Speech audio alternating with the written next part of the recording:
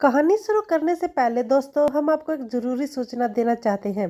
दोस्तों, हम आपको ये फ़ोन गिफ्ट करना चाहते हैं। इस फ़ोन को लेने के लिए आपको बस हमारे चैनल को सब्सक्राइब करना है वो फिर आप में से किसी एक लक्की सब्सक्राइबर को हम ये फ़ोन देंगे।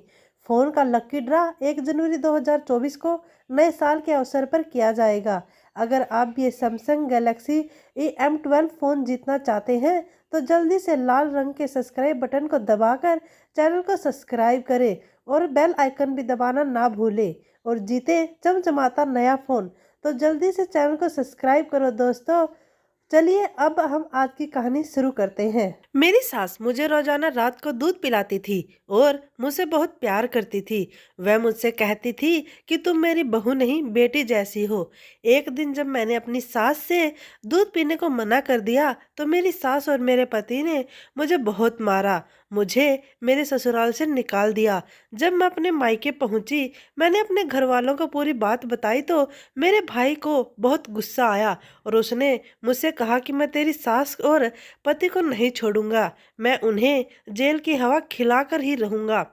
उसके बाद मेरा भाई मुझे लेकर मेरे ससुराल में पहुंचा तो वह मेरी सास को देखते ही उनसे कुछ कहने के बजाय उनके आगे हाथ जोड़कर माफी मांगने लगे। यह देखकर मेरा सिर चकरा गया। मेरा नाम अनीता है।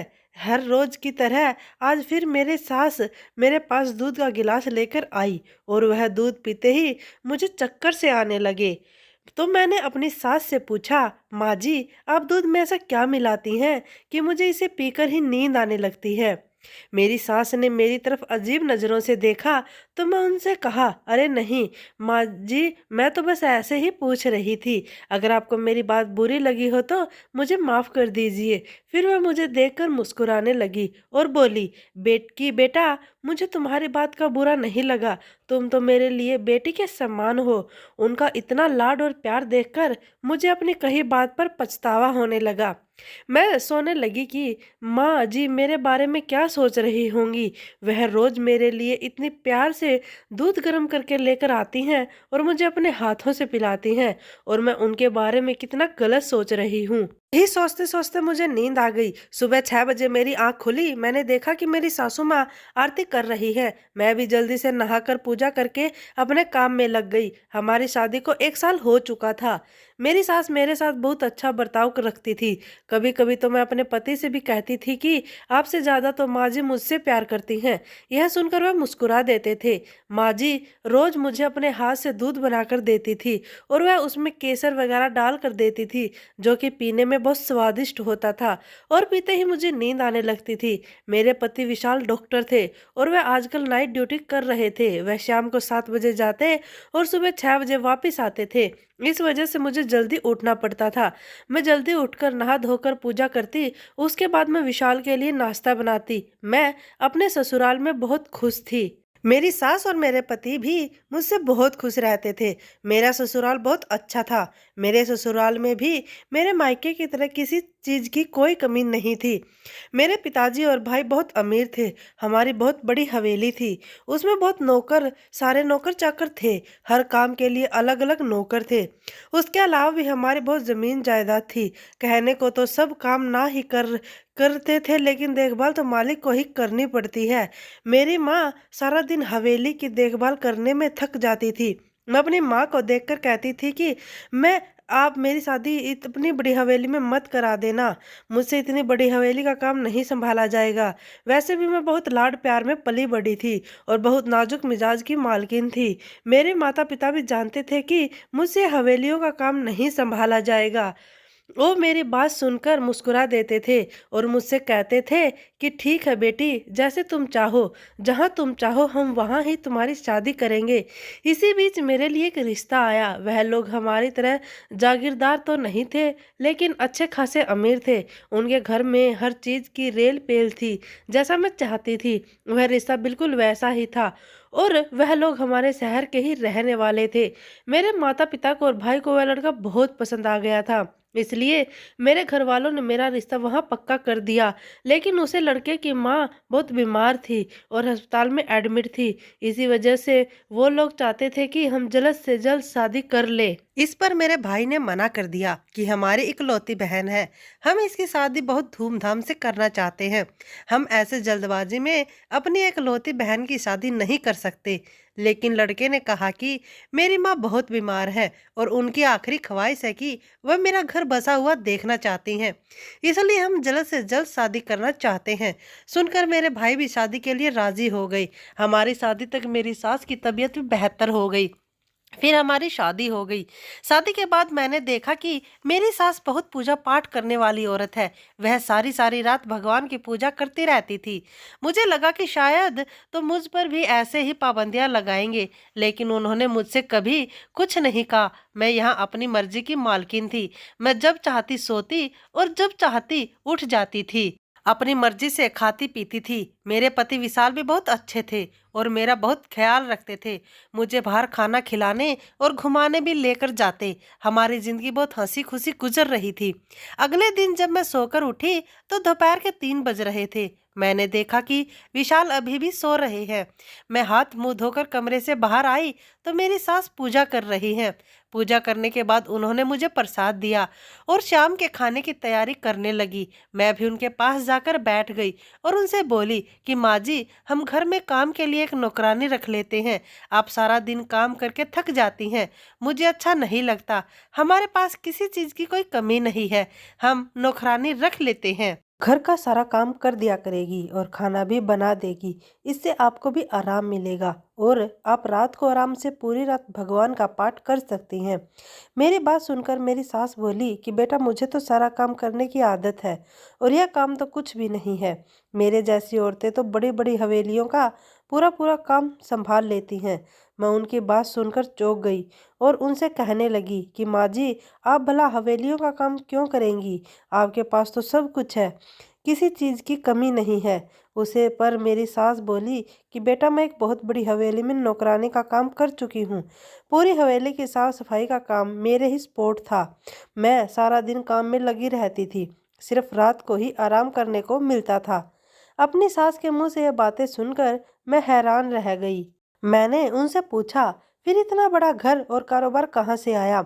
उन्होंने मुझे बताया कि यह घर तो विशाल के पिताजी का है। उन्होंने मुझसे शादी कर मुझे इतने बड़े घर की रानी बना दिया। उनसे शादी करने से पहले मैं एक हवेली में नौकरानी का काम करती थी। उनकी बातें सुनकर मुझे उनसे नफरत होने लगी और मैं सोचने लगी कि मैं एक नौकरानी के साथ उठती बैठती हूँ, खाती पीती हूँ। मैं इतने बड़े घर की बेटी, यह तो मेरी शान के खिलाफ है। आज तक मैंने किसी भी नौकर को अपनी किसी चीज़ को हाथ लगाने नहीं दिया था। शुरू से ही बहुत सिम की थी। मैं अगर कोई नौकर मेरी किसी चीज़ को हाथ भी लगा देता था तो मैं उसे फेंक देती थी। आज मैं एक नौकरानी के साथ बैठी हूँ। फिर मैं अपने कमरे में चली गई। विशाल जी का भी जाने का समय हो गया था। वह अपने क्लिनिक चले गए। उनके जाने के बाद माँ जी मेरे लिए दूध लेकर आई। वह मुझे अपने हाथ से दूध पिलाने लगी, लेकिन आज उनके हाथ से दूध पीते हुए मुझे घिन सी महसूस हो रही थी।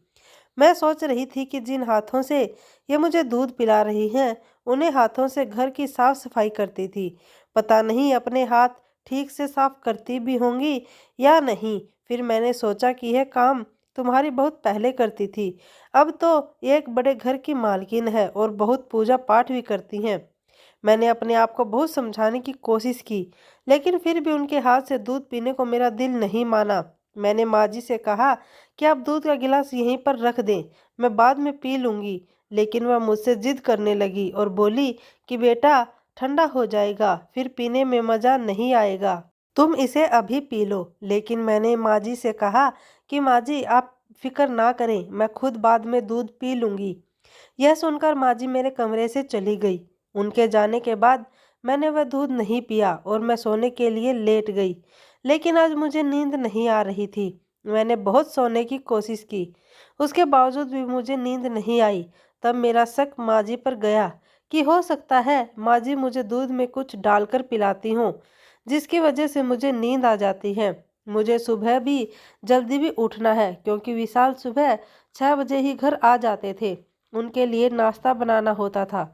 इसलिए मैंने सोचा कि चलो दूध गर्म करके पी लेती हूँ। जब मैं दूध गर्म करने के लिए किचन में गई, जाते ही मुझे घर में किसी के होने का एहसास हुआ। मैंने सोचा कहीं घर में चोर तो नहीं घुस आए। मुझे चोरों से बहुत डर लगता था। मैं हल्के हल्के कदमों से बाहर की तरफ गई।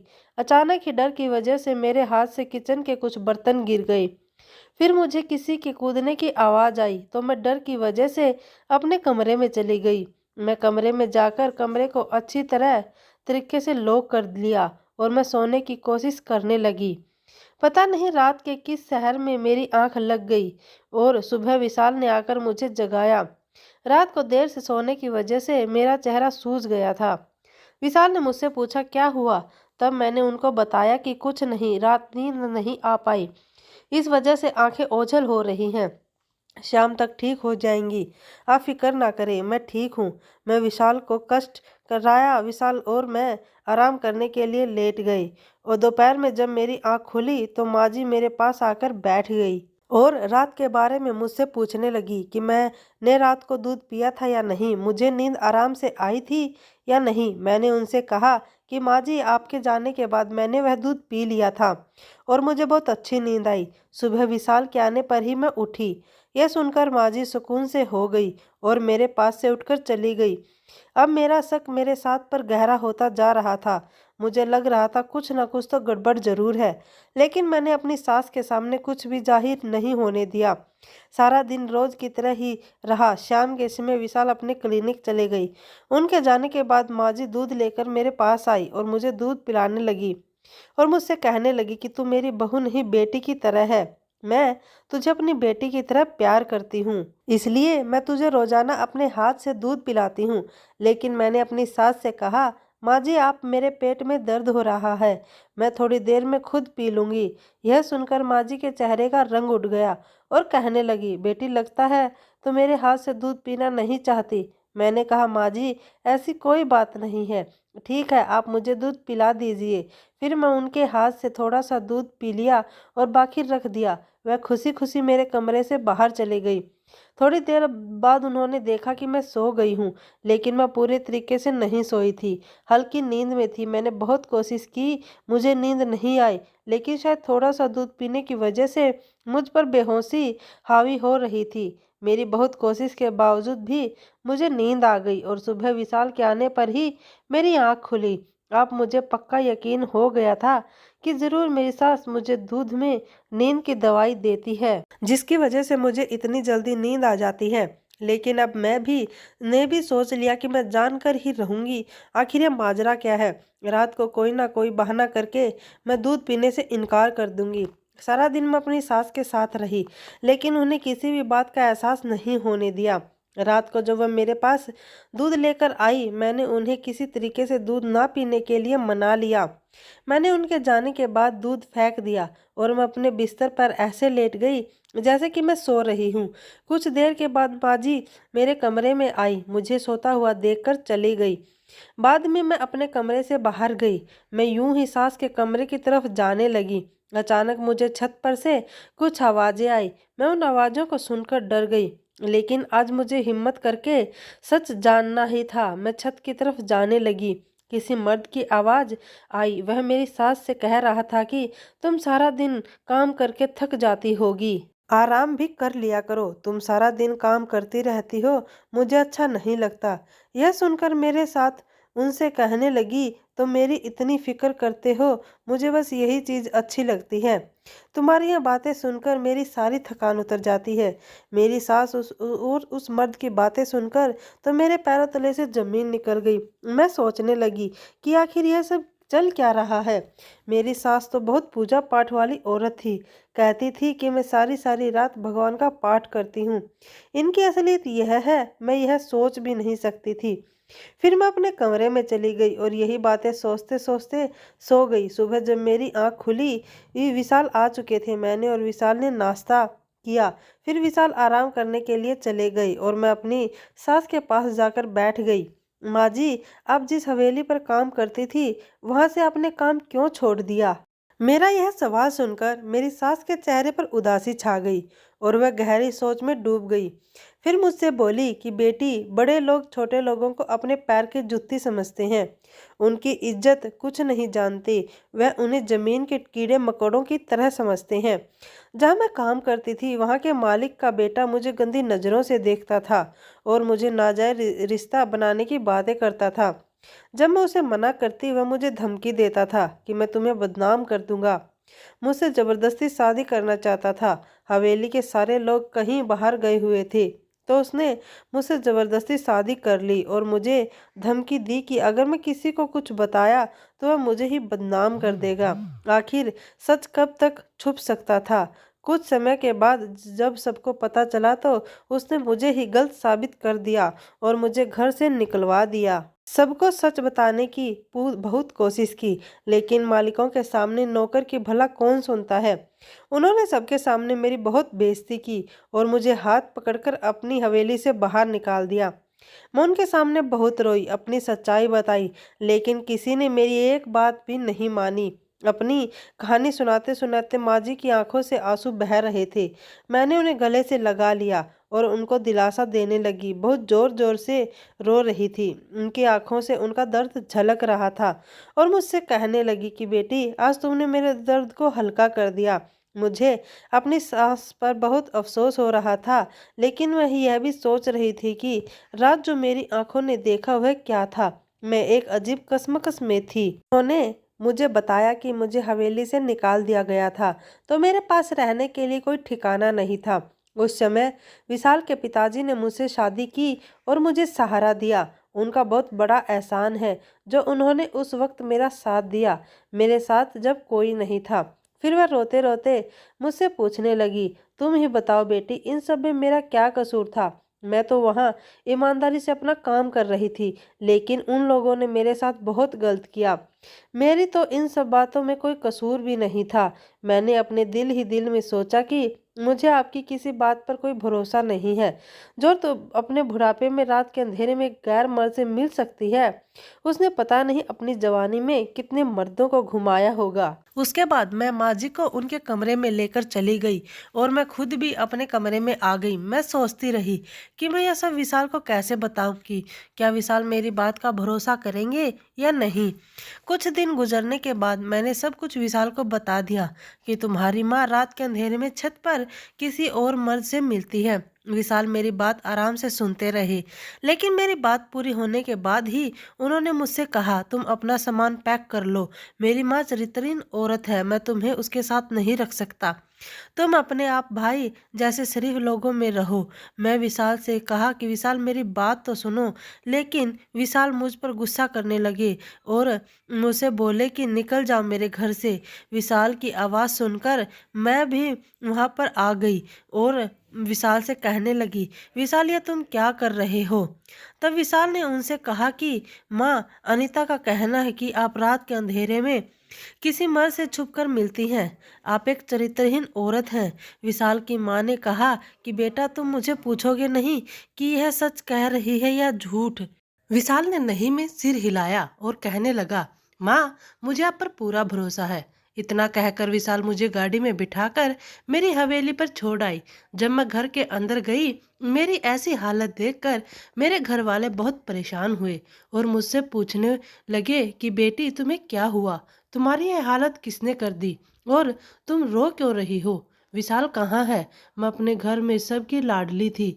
मुझे ऐसा रोता भी देखता हुआ किसी ने नहीं देखा था, इसलिए सब लोग मुझे देखकर बहुत ज़्यादा परेशान हो गई। मैंने अपने घर वालों को और अपने भाई को सारी बात बताई। मेरी बात सुनकर मेरे भाई को बहुत ज़्यादा गुस्सा आया और वह कहने लगे कि मैं तुम्हारी सास को पुलिस के हवाले कर दूंगा। आखिर तुम्हारे साथ वह ऐसा कैसे कर सकती है। लेकिन मैंने अपने भाई को रोक लिया और मैं रोती रोती बेहोश हो गई। जब डॉक्टर ने चेक किया तो पता चला कि मैं प्रेग्नेंट हूँ। यह सुनकर मुझे बहुत खुशी हुई। मुझे लगा कि अब विशाल मुझे अपने साथ ले जाएंगे। जब मेरे भाई ने यह खबर देने के लिए विशाल को कॉल की तो विशाल ने उनसे बात करने के लिए मना कर दिया। मेरी तबीयत भी अब कुछ खराब रहने लगी थी। मेरा किसी काम में मन नहीं लगता था। मैं सोच रही थी कि कहीं विशाल मुझे मेरा बच्चा ना छीन ले। मैं तो अपने बच्चों के बगैर जीते जी मर जाऊंगी। मेरी हालत देखकर मेरे भाई बहुत परेशान रहने लगे। एक दिन उन्होंने मुझसे कहा, अनीता चलो तुम अपना सामान पैक कर लो, मैं तुम्हें तुम्हारे ससुराल छोड़ आता हूँ। तुम अपनी सास से माफ़ी मांग लेना और विशाल से भी माफ़ी मांग लेना। तुम्हें इस समय अपने पति के साथ की बहुत ज़रूरत है। इस बच्चे को भी अपने पिता की ज़रूरत है। मैंने भी सोचा कि आखिर कब तक मैं अपने मायके में रहूंगी। मैं भी अपने बच्चों की खातिर सोचा कि अपनी सास से माफ़ी मांग लूंगी। जब हम मेरे ससुराल पहुंचे तो रात के खाने का समय हो चुका था। विशाल और मेरी सास खाना खा रहे थे। उनके साथ एक आदमी और बैठा था और वह खूब हंसी मजाक कर रहे थे। जब मैं आगे बढ़कर गौर से देखा तो मुझे पता चला कि यह आदमी तो वही है जो उस रात मेरी सास के साथ था। मैं यह देखकर हैरान रह गई। विशाल और मेरी सास ने हमें देख लिया था। मेरी सास उठकर आगे आई और मेरे भाई की तरफ देखकर बहुत खुश हुई। मैं अपने भाई के चेहरे को देखा तो मेरे भाई के चेहरे पर उदासी थी। मेरे भाई मेरे सास से कहने लगे, तुम यहाँ क्या कर रही हो? मेरे भाई की आवाज़ में दर्द था। मेरी सास मेरे भाई को से बहुत नफरत से देख रही थी और फिर मेरे भाई से कहने लगी कि जागीरदार साहब क्या लगा था, तुम्हें तुम्हारे बाप का पाप का खड़ा कभी नहीं भरेगा। लेकिन भगवान के घर देर है अंधेर नहीं। हर पापी को अपने किए की सजा एक न एक दिन मिलकर ही रहती है। आज तुम्हारी सजा का समय आया है। यह सुनकर मेरे भाई कहने लगे, तुमने मुझसे बदला लेने के लिए मेरी बहन का इस्तेमाल किया और अपने बेटे की शादी मेरी बहन के साथ करवा दी ताकि तुम मुझसे बदला ले सको। जिस तरीके से मैंने तुम्हें अपने घर से निकाला था, इसी तरह तुमने मेरी बहन को अपने घर से निकाल कर अपना बदला पूरा कर लिया। मुझे यह सब सुनकर चक्कर आने लगा और मैंने अपने भाई से कहा कि यह सब आप क्या कह रहे हैं। तब मेरे भाई ने मुझे बताया कि अनीता, मैं जो भी कह रहा हूँ सच कह रहा हूँ। तुम्हारी सास हमारे यहाँ नौकरी करती थी और मेरा दिल इस पर आ गया था। तब मैंने छुपकर शादी कर ली थी, लेकिन जब सब घर वालों को पता चला तो मैंने उल्टा इस पर ही इल्ज़ाम लगाकर इसको घर से निकलवा दिया और सबके सामने इसको चरित्रहीन साबित कर दिया। इसी बात का बदला लेने के लिए इन्होंने तुम्हें अपने घर से निकाल दिया। मेरे भाई बहुत रो रहे थे और मेरी सास के सामने हाथ जोड़कर माफ़ी मांगने लगे और कहने लगे कि मेरे किए की सज़ा मेरी बहन को मत दो। मेरी बहन माँ बनने वाली है। मैंने जो किया बहुत गलत किया। मुझे अपनी गलती का एहसास है, तो मुझे माफ़ कर दो और मेरे किए की सज़ा मेरी बहन को मत दो। मेरी बहन बहुत नादान है। आज मुझे मेरी सास के चेहरे पर बहुत सुकून दिखाई दे रहा था। ऐसा लग रहा था जैसे वह इसी दिन के लिए जिंदा है। और जो आदमी उनके साथ बैठा था वह असल में विशाल के पिता थे। विशाल ने बताया कि अगर वह अपने पिता के बारे में मुझे बता देते तो मेरे भाई को पता चल जाता। वह मेरी शादी विशाल के साथ नहीं करते। उन्होंने यह सब कुछ मुझसे छुपा कर रखा ताकि मेरी सास की सच्चाई सबके सामने आ सके और पता चल सके कि मेरी सास एक बहुत ही नेक और शरीफ औरत है। उनके साथ जो कुछ भी गलत हुआ वह सब मेरे भाई ने ही किया था। उसके बाद विशाल ने मुझसे कहा, अनीता तुम्हें अपने भाई का यह है, मुझ पे से किसी एक को चुनना होगा। मैंने फौरन कह दिया कि विशाल मैं तुम्हारे साथ रहूंगी। मुझे एक ऐसे भाई की बिल्कुल भी ज़रूरत नहीं है जो औरतों की इज्जत करना नहीं जानता हो, जो औरतों को अपने पैर की जुत्ती समझता हो। मुझे तुम्हारे साथ ही रहना है। यह सुनकर मेरे भाई मेरे आगे हाथ जोड़कर कहने लगे, अनीता मुझे माफ़ कर दो। तुम जानती हो मैं तुम्हारे बगैर नहीं रह सकता। तुम्हें अपनी बहन नहीं बेटी मानता हूँ। मैं जानती थी कि मेरे भाई मुझे बहुत ज़्यादा प्यार करते हैं। उन्होंने मुझे अपनी औलाद की तरह रखा है। लेकिन मेरे लिए मेरे पति और मेरी सास जरूरी थी। मेरे लिए मेरा घर बचाना जरूरी था। मेरे पति और मेरी सास एक बहुत अच्छे इंसान थे। मैंने अपनी सास से भी हाथ जोड़कर माफ़ी मांग ली थी। मेरे साथ भी मेरी सास ने भी मुझे माफ़ कर दिया था। मैंने अपने भाई से सारे रिश्ते नाते ख़त्म कर दिए थे और वह रोते रोते मेरे घर से चले गए। कुछ समय के बाद हमारे घर में एक नन्हा सा मेहमान आ गया। विशाल के पिताजी अब हमारे साथ ही रहते थे। अब मैं अपने पति और ससुराल वालों के साथ खुशहाल जिंदगी गुजार रही थी। इंसान को अपने किए की सजा इसी जन्म में मिलकर रहती है। जब कोई किसी के ऊपर जुल्म करता है तो बदले में भगवान उसके साथ भी वही करता है।